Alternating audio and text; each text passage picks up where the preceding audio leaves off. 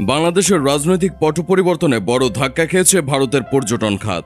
বিশেষ করে বাংলাদেশি পর্যটক কমে যাওয়ায় হুমকির মুখে পড়েছে দাদাদের মেডিকেল ট্যুরিজম। হুমকির মুখে পড়ার কারণ ভারতে বেড়ে যাওয়া বিদেশি পর্যটকের সংখ্যায় দ্বিতীয় অবস্থানে রয়েছে বাংলাদেশিরা। ফলে বৃহৎ এই অংশের ভারত ভ্রমণে অনীহা বড় প্রভাব ফেলেছে দেশটির পর্যটন শিল্প ও সংশ্লিষ্ট ব্যবসায়। গত জুলাই মাসে শিক্ষার্থীদের কোটা সংস্কার আন্দোলন শুরুর পর পর্যটন ব্যবসায় প্রভাব পড়তে শুরু করে। এরপর যত সময় গেছে ব্যবসা বাণিজ্যের পরিস্থিতির আরও অবনতি হতে থাকে। সর্বশেষ 5 আগস্ট শেখ হাসিনার পতনের পর এই সেক্টরের ব্যবসা পুরো তলানিতে নেমে আসে। এই সময় বাংলাদেশ থেকে ভারত ভ্রমণকারী পর্যটকের সংখ্যা কমেছে 90%-রও বেশি। কলকাতার ব্যবসায়ীরা বলছেন, গত কয়েক দশকে করোনাকালীন সময় বাদে এত কম বাংলাদেশে পর্যটক তারা কখনোই দেখেননি।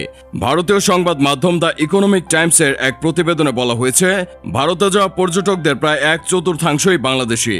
এই পর্যটকরা মেডিকেল ট্যুরিজম বা কেনাকাটার জন্যই যান, বিশেষ করে দুর্গাপূজা ও বিয়ের মৌসুমে। কলকাতা একটি পছন্দের শপিং হাব, বিশেষ করে উৎসবের আগে। অন্যদিকে সিকিম, উত্তর পূর্ব ভারত ও কাশ্মীরও দর্শকদের আকর্ষণীয় স্থান। 2022 সালে ভারতে বেড়াতে যাওয়া বিদেশি পর্যটকদের সংখ্যায় দ্বিতীয় অবস্থানে ছিলেন বাংলাদেশিরা। তাদের ওপরে ছিল কেবল যুক্তরাষ্ট্র। 2023 সালে বিশ্ব পর্যটন দিবস উপলক্ষে দেওয়া এই বিবৃতিতে এ তথ্য জানিয়েছিল ভারতের পর্যটন মন্ত্রণালয়। স্পষ্টতই ভারতের পর্যটন শিল্প বাংলাদেশিদের ওপর অনেকটা নির্ভরশীল। বিশেষ করে পশ্চিমবঙ্গের দাদাদের অর্থনীতিতে বাংলাদেশি পর্যটকের অবদান অনস্বীকার্য। গত বছর ভারতে 9.23 মিলিয়ন বিদেশি পর্যটক এসেছিল। আয় হয়েছিল 24,000 কোটি রুপিরও বেশি।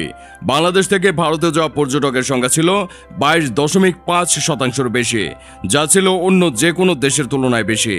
বাংলাদেশি পর্যটকদের সংখ্যা কমে যাওয়ায় সবচেয়ে হুমকির মুখে পড়েছে ভারতের মেডিকেল ট্যুরিজম। দেশটির মোট চিকিৎসা পর্যটন প্রবাহের 50-60% বাংলাদেশি।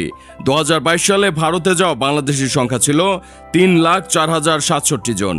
2023 সালে এই সংখ্যা বেড়ে দাঁড়িয়েছিল 4,49,570 জনে। বাংলাদেশ থেকে প্রতি বছর গড়ে 3 থেকে 3.5 লাখ মানুষ চিকিৎসার জন্য ভারতে যান। বাংলাদেশের রাজনৈতিক পট পরিবর্তনের কারণে নাগরিকদের বহির্মুখী ভ্রমণ 90% হ্রাস পেয়েছে।